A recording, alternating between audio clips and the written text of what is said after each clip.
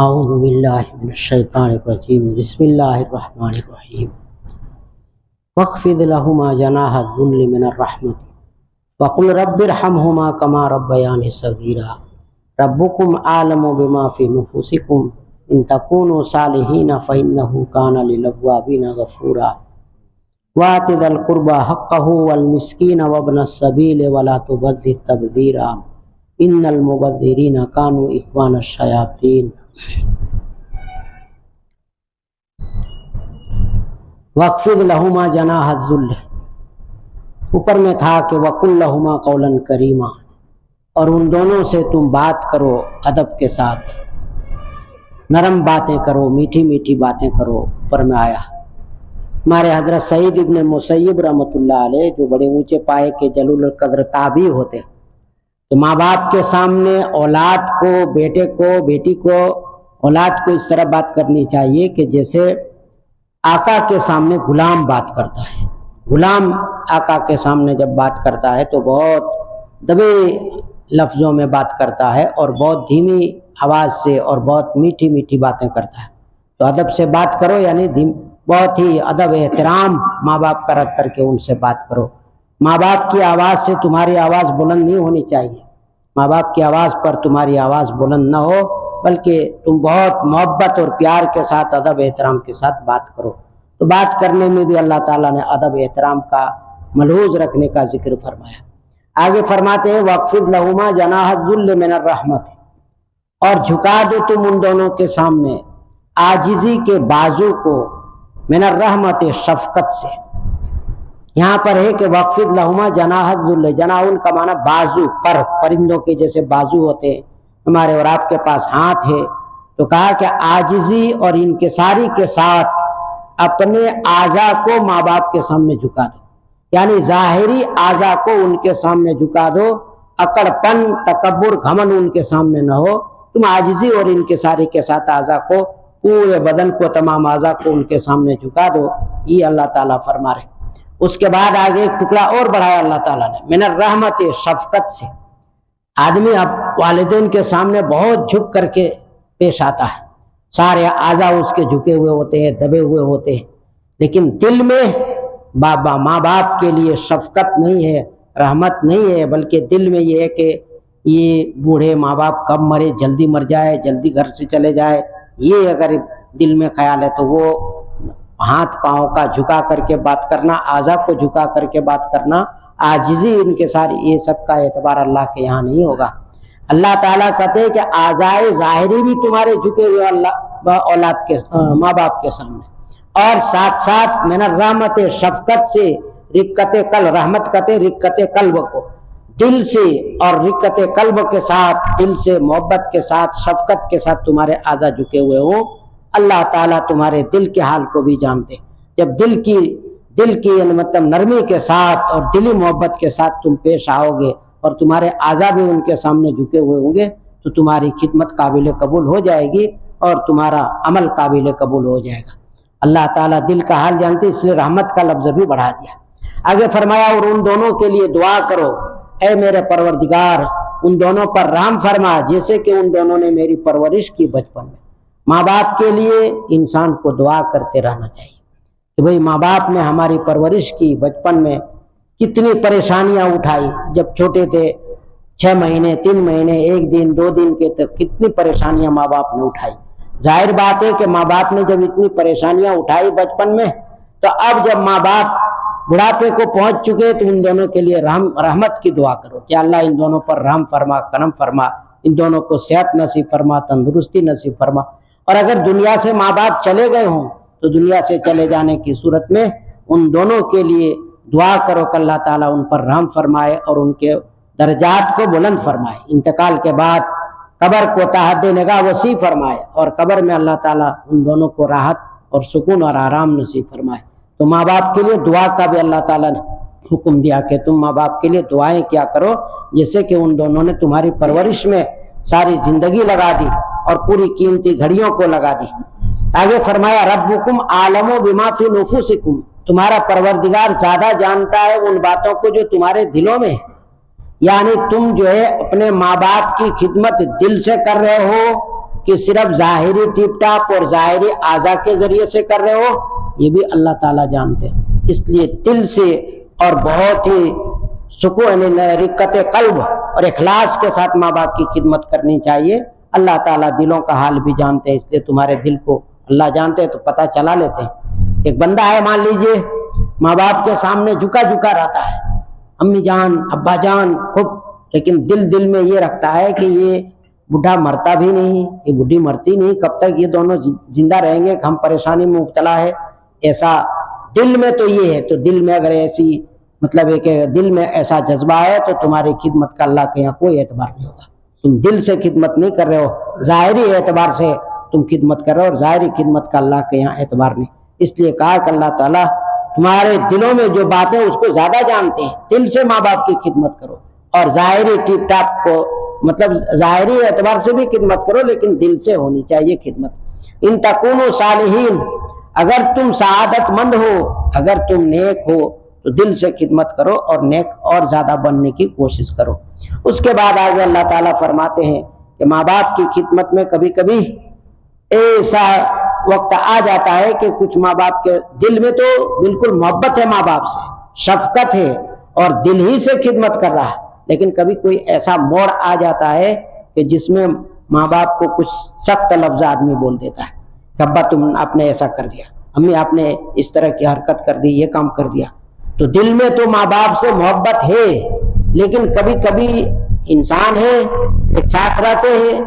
زبان سے کوئی کلمہ جو ہے ایسا نکل گیا کہ جو بے ادبی کا کلمہ ہے، یا سخت کلمہ نکل گیا، سخت جملہ نکل گیا، لیکن دل میں محبت ہے، دل میں شفقت ہے ماں باپ کے لیے، تو اللہ تعالیٰ فرماتے ہیں فَإِنَّهُ كَانَ لِلْأَوَّابِينَ غَفُورًا،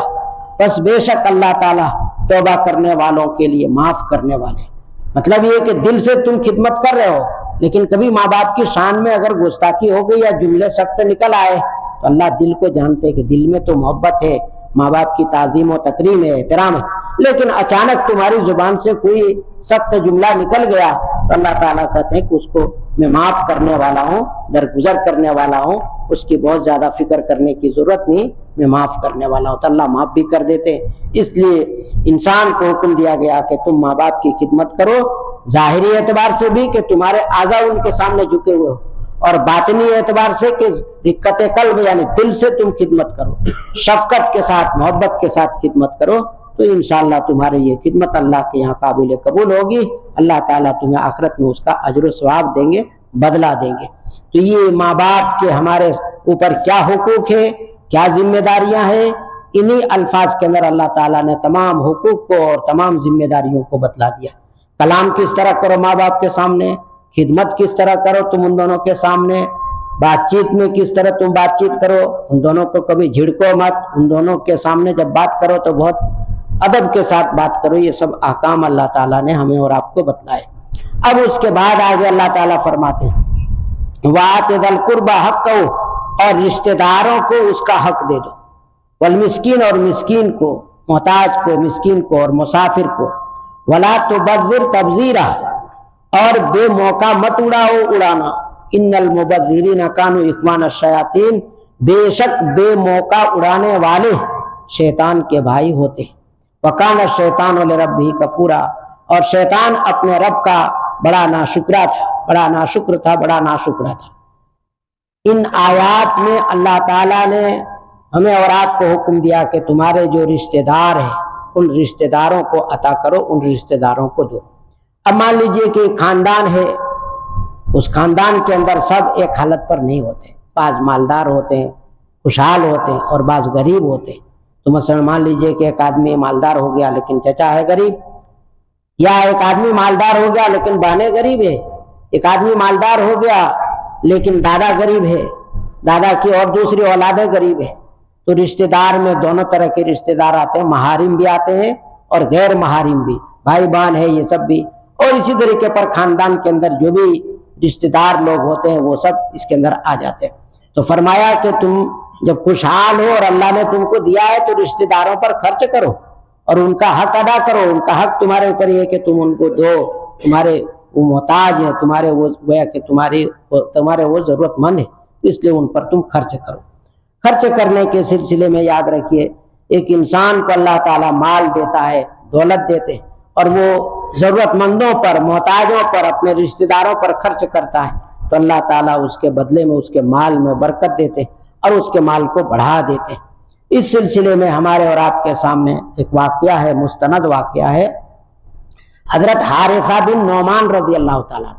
بڑے جلیل القدر صحابی ہوتے۔ حارثہ بن نعمان ان کے سلسلے میں ہے کہ وہ اپنے دروازے کے اوپر انہوں نے، یعنی مطلب ہے کہ شروع کے اندر تو خوشحال رہے، آباد، مطلب بینائی باقی رہی، اور بعد میں جب ان کی بینائی چلی گئی تو بینائی جب چلی گئی تو دروازے کے اوپر ٹوکرا رکھ دیتے تھے، کھجوروں کا ٹوکرا رکھ دیتے تھے، اور ایک رسی باندھ رکھی تھی۔ گھر میں جہاں بیٹھتے تھے، سوتے تھے، آرام کرتے تھے، وہاں سے یہاں تک ایک رسی باندھ کر کے رکھی۔ کوئی سائل آتا اور دروازے کو دستک دیتا تو وہ رسی پکڑ کر کے دروازے پر جاتے اور اپنے ہاتھ سے کھجور کے ٹوکرے میں سے کھجور اس محتاج کو، مسکین کو دے دیتے۔ ایک مرتبہ ان کے بیٹوں نے کہا، کبا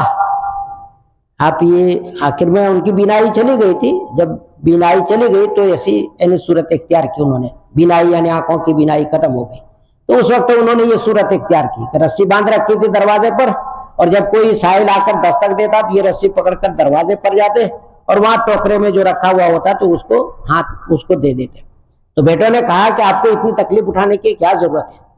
ہم تو دینے کے لیے کافی ہے، آپ کی جانب سے ہم دے دیں تو کیا حرج ہے۔ تو اس وقت انہوں نے کہا کہ میں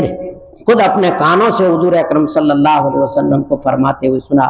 مناولۃ المسکین بیدہ تقی میتۃ السوء، مسکین کو، محتاج کو اپنے ہاتھ سے دینا بری موت سے اللہ حفاظت فرمائے گا۔ کہ جو انسان اپنے ہاتھ سے، اپنے دست مبارک سے محتاجوں کو، غریبوں کو دیتا ہے، عطا کرتا ہے، اللہ، انہوں نے کہا کہ میں نے حضور صلی اللہ علیہ وسلم کو سنا فرماتے ہوئے، یہ اپنے ہاتھ سے دینا اتنا بڑا کام ہے، تقی میتۃ السوء، بری موت سے حفاظت کرتا ہے۔ بری موت سے حفاظت کرنے کا مطلب ایک تو یہ ہے کہ بھئی کفر اور شرک کے اوپر آدمی کو موت آئے، اللہ ہم سب کی حفاظت کرے، پوری امت مسلمہ کی حفاظت کرے، اور ایک ہے بری موت، کسی گناہ کے کام میں بندہ مشغول اور اسی وقت موت آ جائے، زنا میں مبتلا ہو اور زنا ہی کی حالت میں موت آ جائے، چوری کر رہا ہے، کسی کے یہاں نقب لگا رہا ہے، نقب لگانے کی حالت میں مر جائے، تو یہ گویا کہ یہ بھی بری موت ہے۔ تو بری موت سے گویا کہ اپنے ہاتھ سے جب محتاجوں کو دیتا ہے، مسکینوں کو دیتا ہے، تو اللہ تعالیٰ بری موت سے حفاظت کرتے ہیں۔ اس لیے انسان کو کوشش یہی کرتے رہنا چاہیے کہ اپنے ہاتھ سے محتاجوں کو، ضرورت مندوں کو، بیواؤں کو، یتیموں کو، مسکینوں کو اپنے ہاتھ سے دے، تو انشاءاللہ اللہ تعالیٰ اس کی برکت سے ایمان پر خاتمہ نصیب فرمائیں گے اور اللہ بری موت سے ہم سب کی حفاظت فرمائیں گے۔ اسی صحابی کے بارے میں، حارثہ بن نعمان کے بارے میں آتا ہے،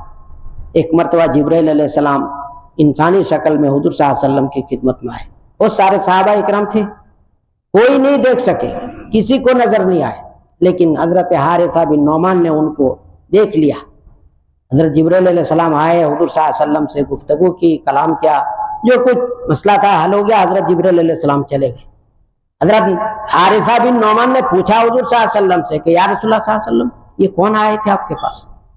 تو کہا کہ یہ جبرائیل تھے۔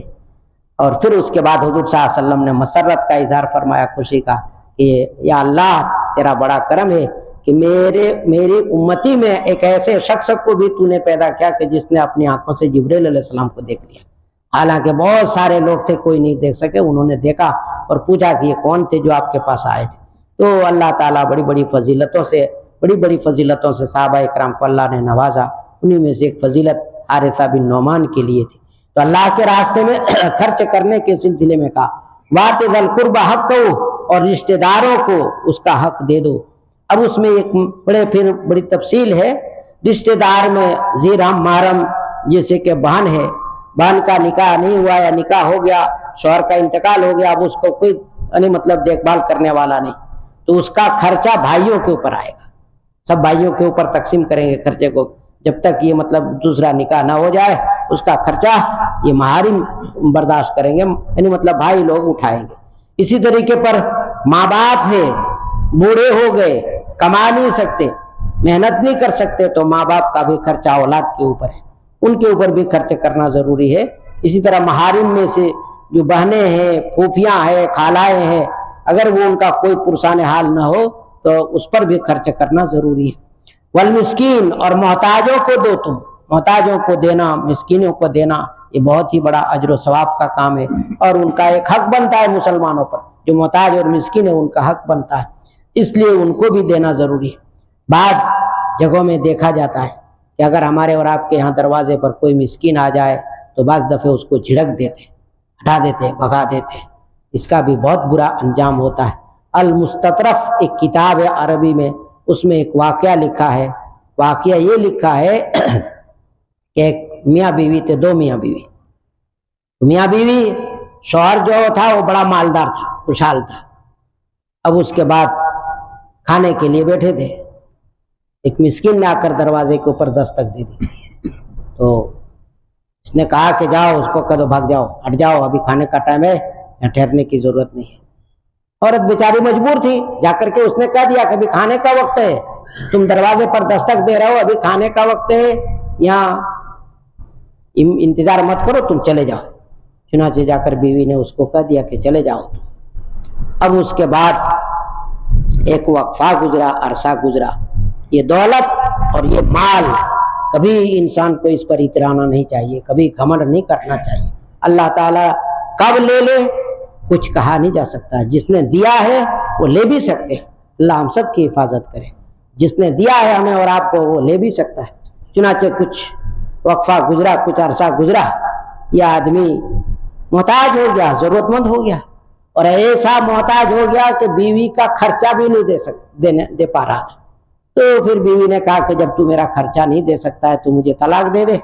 میں کہیں جا کر اور رشتہ نکاح کروں گی اور رہوں گی، ٹھہروں گی۔ چنانچہ اس نے اس کو طلاق دے دی، اس کو چھوڑ دیا، وہ چلی گئی۔ اب وہ آدمی جو دروازے پر آیا تھا اسی کے ساتھ اس عورت کا نکاح ہوتا ہے۔ دیکھیے اللہ کا نظام، وہ مالدار ہو گیا، وہ مسکین تھا، پہلے یعنی بھیک مانگا کرتا تھا، لیکن اللہ نے خوشحال بنا دیا، مالدار ہو گیا۔ اسی شوہر سے اس عورت نے جا کر کے نکاح کیا۔ اب اس کے بعد پھر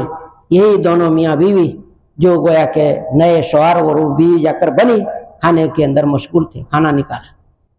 دروازے پر ایک آدمی نے آ کر دستک دے دی، تو شوہر نے کہا کہ جاؤ جلدی جلدی کھانا نکالو، کھانا اٹھا کر کے لے جا کے اس کو دو۔ اس میں سے نکال کر کے کھانا نکال کر کے وہ گئی اور لے جا کر کے اس کو، تو دیکھا اس عورت نے اپنی آنکھوں سے کہ وہ پہلا والا شوہر تھا جس نے اس کو جھڑک دیا تھا، لیکن ابھی پتہ نہیں، تو پھر اس نے یہ کہا کہ ٹھیک ہے دے دیا، اور لے کر کے چلا گیا۔ تو بیوی نے تو پہچان لیا، بیوی نے پھر آ کر کے اپنے اس نئے شوہر سے کہا کہ وہ میرا پرانا شوہر تھا، جس نے مطلب ہے کہ جس کو میں نے کھانا دے کر کے آئی ہوں۔ تو اس آدمی نے کہا کہ یاد رکھو یہ وہ تیرا پہلا شوہر تھا، اور جب دروازے کے اوپر دستک دی تھی تو دستک دینے والا میں تھا، پہلے شوہر کے دروازے پر دستک دینے والا میں تھا، اور تجھے بھیجا تھا کہ جا کر اس کو ہٹا دو، دروازے سے بھگا دو، تو دروازے سے بھگانے کا حکم دینے والا یہ تیرا پہلا شوہر تھا۔ آج بھیکھاری بن کر کے میرے دروازے پر آیا، لیکن ان نے انکار نہیں کیا، پورا پھول اس کو کھانا دیا اور جو بھی دینا تھا دیا۔ اندازہ کیجئے، ایک مسکین کو تمہارے دروازے پر آیا تم نے بھگا دیا، تم کو اللہ نے غریب کر دیا اور اس کو مالدار کر دیا، اسی کے دروازے پر تم آئے۔ تو بیوی رونے لگی اور کہنے لگی کہ اللہ تیرا کیا معاملہ ہے، تو کیسا کیسا برتاؤ کرتا ہے، کیسا کیسا سلوک کرتا ہے، کہ وہ انسان ایک وقت تھا جب کہ اس نے جھڑک دیا تھا، اور وہی انسان آج اس کے یہاں مانگنے کے لیے آیا تو اس کی جانب سے دیا گیا۔ تو اس لیے کبھی بھی ہمارے اور آپ کے دروازے پر کوئی محتاج آ جائے، کوئی ضرورت مند آ جائے، کوئی بیوہ آ جائے، جھڑکنا نہیں چاہیے۔ دینا ہو تو دے دیجئے، نہ دینا ہو تو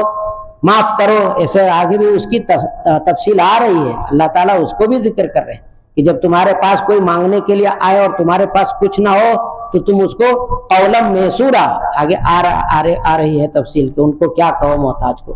تو فرمایا والمسکین، اور مسکین کو دے دو، وابن السبیل، اور مسافر کو۔ مسافر کبھی کبھی گھر کے اعتبار سے مالدار ہوتا ہے، گھر میں کھیتی ہے، باڑی ہے اور بہت خوشحال ہے، لیکن سفر میں نکلا، جیب کٹ گئی، چوری ہو گئی، اب اس کے بعد وہ بیچارہ محتاج بن گیا، اب اس کا کوئی پرسان حال نہیں۔ مثلا مان لیجئے کہ ایک مدراس کا ایک آدمی ہے، سفر کر کے بھروچ میں اترا، جیب کٹ گئی، سامان کو چرا لیا چوروں نے، کچھ بھی نہیں ہے، اب وہ مسافر ہے، گھر کے اعتبار سے خوشحال ہے۔ اب آج کل تو خیر سہولتیں ہو گئی ہے، وہ بینکوں کا اور اے ٹی ایم کیا کیا سب، وہ جو اس زمانے میں یہ چیزیں نہیں تھی، آج بھی ہر ایک کے پاس یہ چیز نہیں ہوتی ہے۔ بہرحال مسافر ہو اور ضرورت مند ہو اور تمہارے سامنے آ کر کے مانگے تو اس کے اوپر بھی خرچ کرو، اس کو بھی دو۔ آگے فرمایا ولا تبذر تبذیرا، اور بے موقع مت اڑاؤ تم، بے موقع اڑانا۔ ان المبذرین کانوا اخوان الشیاطین، بے موقع اڑانے والے شیطان کے بھائی ہیں۔ ایک ہے اسراف اور ایک ہے تبذیر۔ اس کے بارے میں یاد رکھ لیجئے کہ ہمارے یہاں الگ الگ ہے دونوں کہ ایک ہی چیز ہے، بے موقع اڑانا، بے موقع خرچ کرنا۔ تو اس کے بارے میں ہمارے یہاں یاد رکھیے کہ کوئی آدمی اگر اچھا سے اچھا کپڑا پہننے لگتا ہے، عمدہ کپڑا پہننے لگتا ہے، یا اچھا سے اچھا کھانا کھانے لگتا ہے، تو بعض لوگ کہتے ہیں کہ وہ بہت زیادہ یعنی مطلب ہے کہ اسراف کرتا ہے، فضول خرچی کرتا ہے، بے موقع اڑاتا ہے، اور بہت لان تان بھی بعض لوگ کرنے لگتے ہیں۔ لیکن ایسی بات نہیں ہے۔ یہاں پر یہ یاد رکھیے کہ بے موقع خرچ کرنا، اسراف کرنا، فضول خرچی کرنا کس کو کہتے ہیں؟ ایک اصول ہے اور ایک ضابطہ ہے۔ ایک اصول اور ضابطے کو ہم اور آپ یاد رکھ لیں گے تو یہ ہمارے اور آپ کے لیے زندگی بھر کام دینے والی چیز ہے۔ اس سلسلے میں ایک اصول اور ضابطہ بیان کیا گیا ہے۔ وقت ہو چکا ہے، آئندہ کل وہ اصول اور ضابطہ بتایا جائے گا کہ بے موقع خرچ کرنا کس کے لیے اسراف ہے اور کس کے لیے اسراف نہیں ہے، یا اچھا سے اچھا کھانا روزانہ، اچھا سے اچھا کپڑا پہننا کس کے لیے اسراف نہیں ہے، اور کس کے لیے روزانہ اچھا سے اچھا کھانا اچھا سے اچھا کپڑا پہننا یہ کس کے لیے اسراف ہے، اور اسی طریقے پر تفصیلات ہے۔ ابھی یہ وقت ہو گیا ہے تو آئندہ کل اس کی تفصیل آئے گی۔ اصل میں ایک چیز یاد رکھ لیجئے کہ معاصی میں خرچ کرنا، گناہ کے کاموں میں خرچ کرنا، معاصی شراب پینے میں، جوا کھیلنے میں، سود خوری میں، ناجائز کاموں میں خرچ کرنا، زنا میں خرچ کرے، تو تمام معاصی کے کاموں میں خرچ کرنا یہ اسراف ہے۔ اللہ تعالیٰ نے انسان کو دولت دی ہے، مال دیا ہے، اور وہ معاصی میں خرچ کر رہا ہے، ناجائز کاموں میں خرچ کر رہا ہے، تو کہا جائے گا کہ وہ اسراف کر رہا ہے۔ اور ایک ہے کہ آدمی اچھا کپڑا پہنے، اچھا کھانا کھائے، اچھا بال بچوں کو کھلائے، اچھا گھر بنائے، تو یہ اسراف میں ہے یا نہیں ہے، اس کے بارے میں یاد رکھیے۔ خرچ کی دو قسمیں ہیں، انفاق کی دو صورتیں۔ ایک ہے کہ انفاق فی نفسی مباح ہے، خرچ کرنا فی نفسی مباح ہے، لیکن وہی خرچ کرنا ایک آدمی کے لیے اسراف بن جائے گا، اور وہی خرچ کرنا ایک آدمی کے لیے اسراف نہیں بنے گا، اس کے لیے جائز ہوگا۔ اب فی نفسی خرچ کرنا مباح ہے، لیکن وہ خرچ اگر مفضی الی المعصیت بن جائے، گناہ تک پہنچانے والا بن جائے، تو ایسی صورت میں اس کو کہا جائے گا کہ اس کے حق میں یہ اسراف ہے۔ اور اگر وہ خرچ اس کے لیے مفضی الی المعصیت نہ بنے، وہ خرچ کرنا گناہ تک پہنچانے والا نہ بنے، تو وہ اس کے حق میں اسراف نہیں ہے۔ تو اسراف کے بارے میں یاد رکھ لیجئے کہ معاصی میں خرچ کرنا، انفاق فی المعاصی، یہ تو اسراف ہے، ہر مطلب ہے کہ شکل جو بھی ہو، ناجائز کام میں خرچ کرنا اسراف ہی اسراف ہے۔ اور ایک ہے مباح کام میں خرچ کرنا، جائز کام میں خرچ کرنا، فی نفسی جائز کام میں خرچ کر رہا ہے، لیکن اس کی دو صورتیں ہوتی ہیں، یہ یاد رکھ لیجئے۔ ایک تو وہ خرچ کرنا جو جائز کام میں کر رہا ہے خرچ، اگر وہ خرچ جو ہے آدمی کو گناہ تک پہنچا دے، مفضی الی المعصیت گناہ تک پہنچا دے، تو اس صورت میں وہ خرچ بھی اس کے حق میں اسراف ہے۔ اور وہ خرچ کرنا اگر گناہ تک نہ پہنچائے تو ایسی صورت کے اندر وہ اس کے لیے اسراف نہیں ہے۔ اب یہ تفصیل یاد رکھ لیں گے تو ہر جگہ مسئلہ آپ کا حل ہو جائے گا۔ ایک آدمی ہے، اس کی ایک فیکٹری ہے، روزانہ کی آمدنی 5000 ہے، روزانہ کی آمدنی 5000 ہے،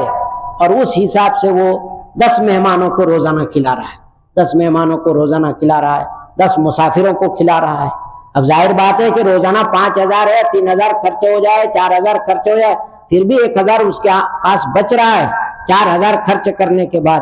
اور جب ایسی بات ہے تو اس کے لیے یہ اسراف نہیں ہے۔ اب اس کو دیکھ کر کے کہ یہ بھائی روزانہ 10 محتاجوں کو کھلا رہا ہے، مسافروں کو کھلا رہا ہے، بازو میں ایک آدمی رہتا ہے، اس کی آمدنی ہے بہت معمولی ہے کہ مثلا ملازمت کرتا ہے اور اس کی تنخواہ ہے 15000، تو اس نے سوچا کہ یہ جب روزانہ کھلا رہا ہے 10 آدمیوں کو اور 10 مسافروں کو، تو میں بھی اسی طرح سے کھلاؤں گا، میں بھی اسی طرح خرچ کروں گا۔ تو اس کا خرچ کرنا جو کہ اس کی آمدنی ہے 5000، فیکٹری چل رہی ہے، کہا 5000، لہذا 10 آدمیوں کو کھلانے میں اس کے لیے قرض لینا نہیں پڑے گا۔ اور یہ 15,000 جس کی تنخواہ ہے، اس نے بھی سوچا کہ جب ہمارا یہ پڑوسی 10 آدمی کو کھلا رہا ہے تمہیں بھی کھلاؤ تو کیا ہے، اب اس نے بھی 10 آدمی کو کھلانا شروع کر دیا، دیکھا دیکھی میں 10 آدمیوں کو کھلانا شروع کر دیا۔ نتیجہ ہے کہ جب 10 آدمیوں کو کھلائے گا تو 5 ہی دن میں اس کی ساری تنخواہ ختم ہو جائے گی، 6 دن میں ساری تنخواہ ختم ہو جائے گی۔ اب مہینہ بھر کیسے چلائے گا، اس کے لیے پھر اس کو قرض لینا پڑے گا۔ اب سود پر قرض لے گا، سود پر قرض لینا بلا مجبوری کے، بلا اضطراری حالت کے جائز نہیں ہے۔ اب نتیجہ ہے کہ سود پر قرض لے گا، کبھی یہاں سے قرض لے گا، وہاں سے قرض لے گا، تو خرچ اس نے کیا ہے جائز کام میں، لیکن جائز کام میں خرچ کرنے کے بعد اس کا وہ خرچ گناہ تک پہنچا رہا ہے، سود پر قرض لینے پر مجبور کر رہا ہے، کسی اور سے جھوٹ بول کر کے قرض لینے پر مجبور کر رہا ہے، تو وہ خرچ کے جو فی نفسی جائز ہے لیکن اگر گناہ تک پہنچا دے تو بھی اسراف ہے۔ اب گویا کہ خلاصہ یہ سمجھ لیجئے کہ جس کی چادر جتنی بڑی ہو اتنے پاؤں پھیلانا چاہیے، جس کے پاس دولت ہے، مال ہے، وہ اگر اس حساب سے خرچ کر رہا ہے اور اس پر قرض ورض نہیں چل رہا ہے کوئی حرج نہیں، خرچ کر رہا بھائی جائز کام میں۔ اور ایک آدمی کی آمدنی کم ہے، تنخواہ کم ہے، آمدنی کم ہے، اور وہ خرچ کر رہا ہے زیادہ، تو زیادہ خرچ کرنے کی صورت میں اس کو قرض لینے کی ضرورت پڑے گی اور سود پر قرض لینا پڑے گا، ناجائز طریقے پر قرض لینا پڑے گا، حرام مال کو لائے گا قرض لے کر کے۔ نتیجہ ہے کہ سود پر جو قرض لے گا تو یہ ناجائز ہے سود پر قرض لینا بلا ضرورت، یاد رکھ لیجئے، ضرورت اور مجبوری الگ چیز ہے، بلا ضرورت سود پر قرض لینا جائز نہیں ہے، درست نہیں۔ اب یہ سود پر قرض لے کر کے کھلا رہا ہے، پلا رہا ہے اس کو، تو ظاہر بات ہے کہ یہ خرچ کرنا مفضی الی المعصیت بن گیا، یعنی گناہ تک پہنچانے والا ہو گیا۔ اس لیے اس کے حق میں جو جی تنخواہ 20,000 ہے، 15,000 ہے، وہ کھلانے پلانے پر تل جائے تو اس کے حق میں یہ گویا کہ اسراف ہے، اور دوسرا جو فیکٹری کا مالک ہے اس کے حق میں وہ اسراف نہیں ہے۔ تو یہ اصول اور یہ ضابطہ اس کے تحت میں یاد رکھیں گے تو انشاءاللہ پوری زندگی میں کبھی دھوکہ نہیں ہوگا۔ اللہ تعالی ہم سب کو صحیح سمجھ عطا فرمائے اور اللہ تعالی صحیح زندگی گزارنے کی توفیق نصیب فرمائے۔ بسم اللہ الرحمن الرحیم۔ یا احد الصمد الذی لم یلد ولم یولد ولم یکن له کفوا احد۔ ربنا آتنا فی الدنیا حسنۃ وفی الآخرۃ حسنۃ وقنا عذاب النار وقنا عذاب القبر وقنا عذاب الحشر وقنا عذاب الدین۔ ربنا لا تزغ قلوبنا بعد اذ هديتنا وهب لنا من لدنك رحمة انك انت الوهاب۔ یا الہ العالمین، یا اکرم الاکرمین، تو ہم سب کے گناہوں کو معاف فرما، ہم سب کی لغزشوں سے تو درگزر فرما، ہم سب کی خطاؤں کو معاف فرما۔ یا الہ العالمین، یا اکرم الاکرمین،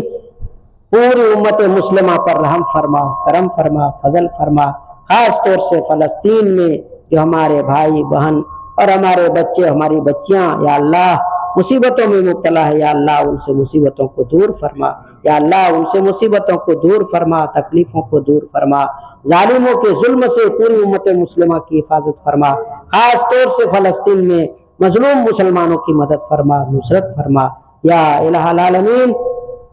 ہم سب کو نیک راستے میں خرچ کرنے کی توفیق نصیب فرما، تو نے نیک راستے میں خرچ کرنے کا حکم دیا ہے۔ یا اللہ ہماری تھوڑی بہت جو بھی امانتیں ہو، جو بھی رقم ہو، جو بھی امانت ہو، تو اپنے راستے میں خرچ کرنے کی توفیق نصیب فرما، یتیموں پر، بیواؤں پر، محتاجوں پر خرچ کرنے کی توفیق نصیب فرما۔ یا اللہ ہمارے خرچ کرنے کو قبول فرما، یا اللہ ہمارے خرچ کا بدلہ نصیب فرما۔ یا الہ العالمین، یا اکرم الاکرمین، تو ہم سب کی دعاؤں کو حضور اکرم صلی اللہ علیہ وسلم کے صدقے اور توفیل میں قبول فرما۔ صلی اللہ تعالی علی خیر خلقہ محمد وآلہ وصحبہ اجمعین برحمتک۔